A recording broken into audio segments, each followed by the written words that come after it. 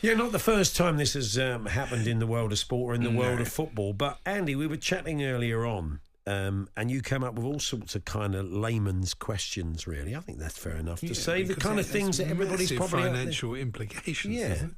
you wonder about that. As we said, there's precedents in some cases for this. So we thought we would turn to football finance expert, one half of the excellent Prices Football podcast. It is Kieran Maguire. Hi, Kieran. Well, hi, Andy. How are we doing? Yeah, we're not too bad, thank you. So, Andy, take it away, because you had all sorts of questions. Well, all right. First of all, PSR-wise, what happens to his value? Because basically, presumably, if he is found guilty, he'll get a ban. Is he then in breach of his contract? Do the wages... Basically, what happens... I'm asking PSR value first, and then what happens to the player afterwards. I think there's two issues here, as you rightly observe. If he fails the drugs test and is subject to a 4-year ban, which I believe to be the maximum, then what they will have to do is to take a look at the existing value of his contract. He signed for, 88 million over 8 years. And they're going to have to write it down to what they think they could possibly sell the player for in 4 years' time, or alternatively to write off the whole contract. So that would have significant implications as far as PSR is concerned. Looking at the Premier League handbook, there doesn't appear to be any form of get-out clause under these type of circumstances. So it could be a very big hit for PSR. If we say, can the club recover any of that? There is a sort of precedent when Chelsea signed Adrian Mutu about 20 years ago, and he was subject to it was a different type of failure of a test, but they tried to recover money and they were awarded £14 million by a court from the player himself. So there's a lot of outstanding issues.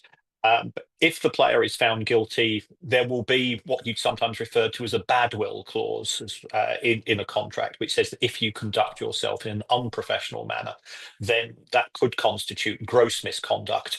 And therefore, under those circumstances, the club is entitled to rip up the contract and perhaps seek some form of redress. Well, that kind of feeds into the next question, Andy, because you're asking about, at this stage, obviously, they're not going to cut the player loose, as Maresca has said, because they haven't had the B sample yet and they haven't handed the punishment down. But at this stage, I take it he'll still be paid his wages, but there could become a point when he isn't, Kieran. Well, that's right. And remember, innocent until proven guilty. We saw in the case of Mason Greenwood and Manchester United that there were allegations against an individual player, but there had been no proven charges, and Manchester United continued to pay that player.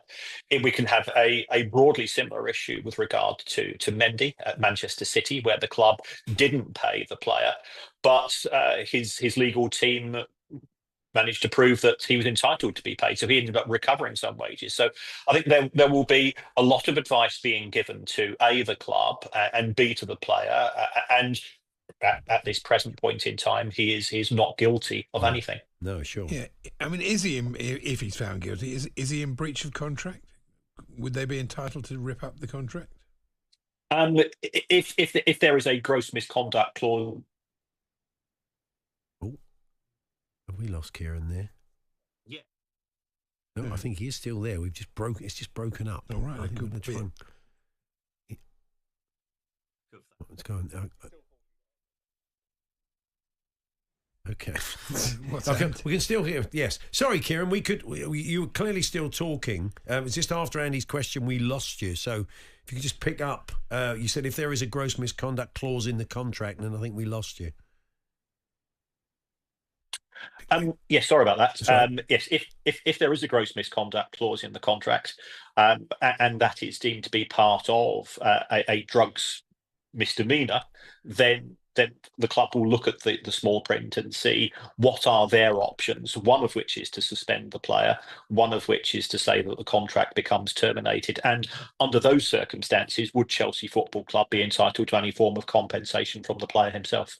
Yeah, as you say, because you are writing off potentially, and as we said, he's innocent until proven guilty, but you're writing off a huge asset, aren't you? Yes, there was a huge investment. He has signed a very long contract, and at the time, I think there were a lot of observers who said this could really work for the club if the player goes on to improve, and then they've got an increasing value of asset for which they've got the benefit of being locked in for many years. The downside and the risk is that you're also locked in if things go wrong. So it really does come down to taking appropriate legal advice. And I'm sure Chelsea will go down that route should the worst happen. And I think everybody ideally wants that, the A sample to be in an ideal world to not be representative of what's happened, and we simply move on, and we are dealing with a young man in his professional career. I'm sure. Paul Pogba received a ban for a similar misdemeanor. But it was 4 reduced to 2, wasn't it? Yeah, it was reduced. How did that affect Juventus and their position in terms of UEFA and this sort of thing, and the money they were paying? Because Pogba would have been on a huge money. That's right. Well, in the case of Paul Pogba, he did fail the test, and again, it wasn't a recreational drug. It was some sort of supplement that he'd taken, or it was the player would have claimed that. But you are responsible for what goes into your body. Under those circumstances, the club was perfectly entitled to not pay his wages or to pay a reduced sum to him, because he could not carry on his career as a professional footballer. So therefore, he wasn't being denied wages elsewhere. If he'd wanted to say, well, I want to now have a career as whatever, as a delivery driver, as a painter, as an artist, or whatever, then he could have earned money from an alternative source. I'd love to. That's interesting. Paul Pogba with his painting and decorating business, Amazon delivery. Yeah, seems unlikely. Does seem unlikely. He's probably built up a bit of a backstop, I would imagine. Well, interesting stuff. Thank you, Kieran. Appreciate your time and explaining all of that. Thanks for joining us.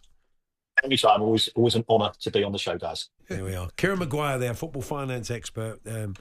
Price of Football podcast with Kevin Days, who kind of demystifies the world of football finance. A very good listen, so go and check it out. Anyway, you've been getting in touch this afternoon. There's a little viral clip that's been doing the rounds on social media that we put out at TSH&J of a guy who's gone to the darts, and he's living his best life, as I believe they say. Absolutely. And then suddenly he realises the cameras are on him, and his face drops. He looks right down the barrel, and his face drops. And as someone said on their caption, "Oh, someone's pulled a sickie." Yeah. So you've given us a few of those. Beggars in Leeds says, I was in the police a few years ago and asked my sergeant if I could take leave to go and see Texas in Glasgow. This was refused, so I went sick. Weeks later, she asked me into her office and got out a copy of Now magazine. Oh, dear. And there was me in it with a picture with Charlene. Oh, dear. My niece had sent it in and it got published. Oh, no. Oh, dear. That is a beauty, isn't it? Paul Hakwsbee and Andy Jacobs, Monday to Friday afternoons 1 till 4 on AM, on DAB, via the talkSPORT app and on your smart speaker. talkSPORT.